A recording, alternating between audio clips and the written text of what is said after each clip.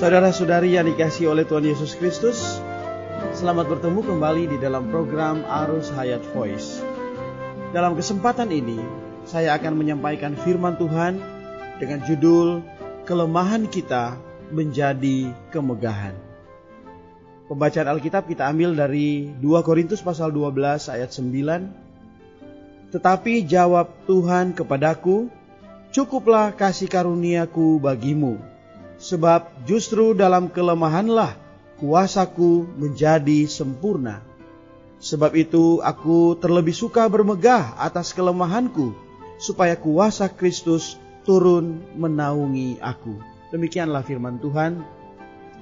Saudara-saudari yang dikasihi oleh Tuhan Yesus Kristus, Rasul Paulus mengatakan bahwa dia boleh bermegah di atas penderitaan dan ujian-ujian yang seringkali ditetapkan oleh Tuhan baginya dengan tujuan supaya dia dapat mengalami Tuhan sebagai kasih karunia dan kekuatannya. Tuhan dalam hidup Paulus tidak ingin menyingkirkan duri darinya. Bahkan terhadap perkara kelemahan itu, Paulus berdoa supaya Tuhan menyingkirkannya. Tetapi Tuhan tidak menyingkirkan kelemahan-kelemahannya.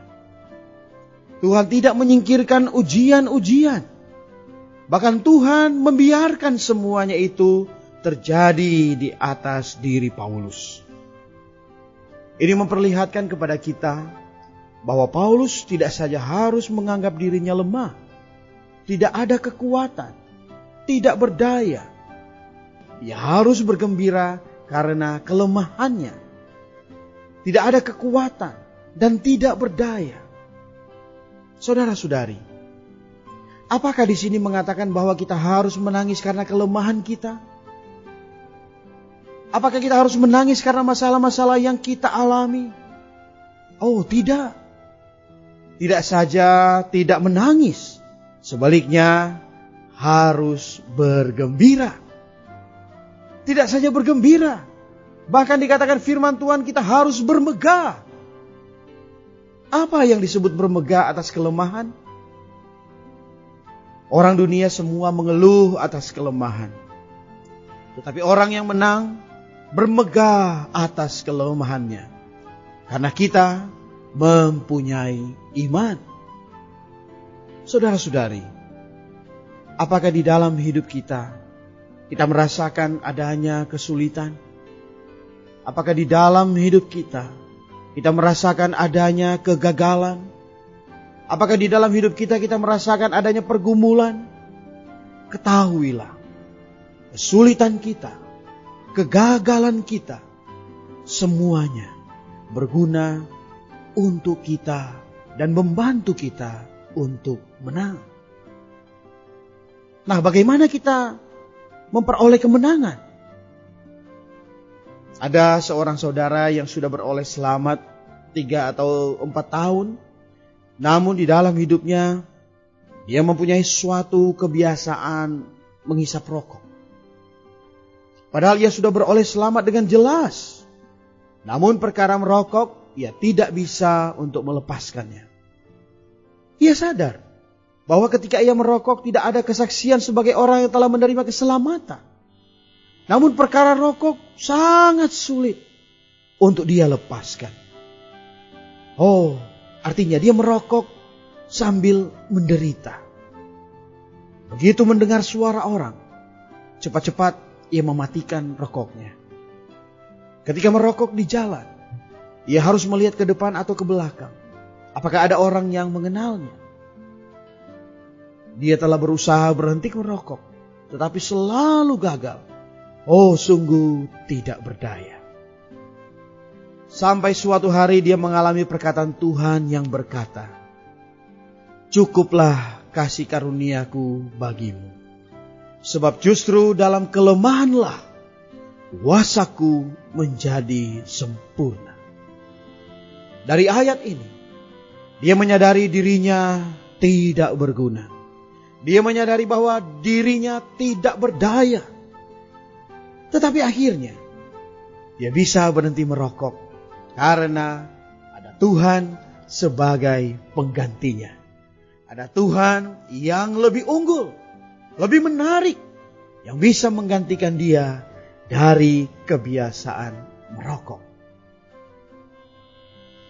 Ada juga seorang saudari walaupun sudah terima keselamatan, tetapi di dalam hidupnya selalu tetap marah-marah, selalu dikuasai oleh emosi.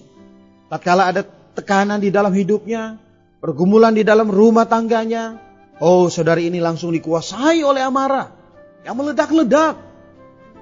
Ia tahu bahwa emosinya itu tidak baik, dan ia selalu berusaha untuk berubah. Puji Tuhan, di atas kelemahannya itu, ia sadar bahwa Tuhan tidak menyingkirkan semuanya itu supaya dia lebih lagi mengalami kasih karunia Tuhan. Semakin dia sadar dia ada kekurangan, kelemahan, dia semakin untuk lebih lagi datang kepada Tuhan, untuk lebih lagi menikmati kasih karunia dan kekuatan Tuhan. Sehingga ia bisa menjadi istri yang bertumbuh di dalam iman. Saudara-saudari, apakah kemenangan itu? Apakah itu kemegahan? Kemenangan bukan berarti tidak pernah mengalami masalah. Kemenangan bukan berarti tidak pernah lemah dan gagal. Kemenangan yang sejati adalah di dalam setiap situasi kondisi yang kita alami.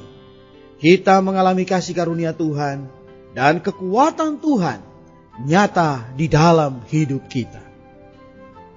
Jangan mengira jalan Tuhan di atas diri kita selalu menyingkirkan masalah, pergumulan kita.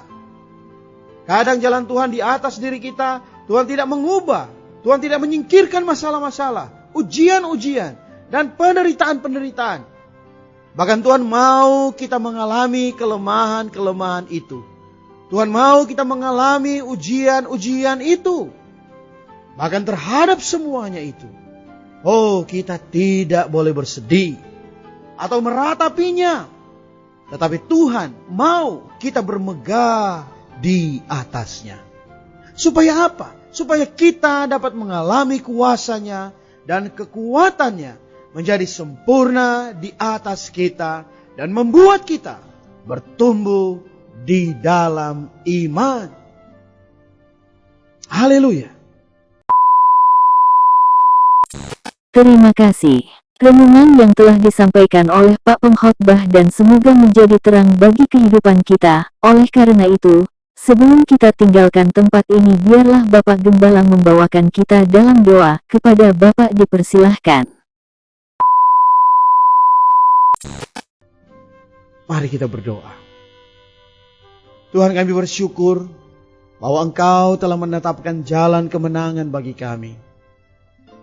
Tuhan, bawalah kami di dalam setiap hal, di dalam setiap situasi dan kondisi, untuk mengalami kasih karunia dan kekuatan-Mu. Sekalipun di dalam hidup kami ada masalah, ada pergumulan, ada rintangan, tapi kami percaya di atas semuanya itu, Kau izinkan supaya kami mengalami kasih karunia-Mu dan kekuatan-Mu, supaya olehnya kami lebih lagi bertumbuh di dalam iman. Amin. Demikianlah firman Tuhan. Sampai bertemu di kesempatan berikutnya. Tuhan memberkati kita semua.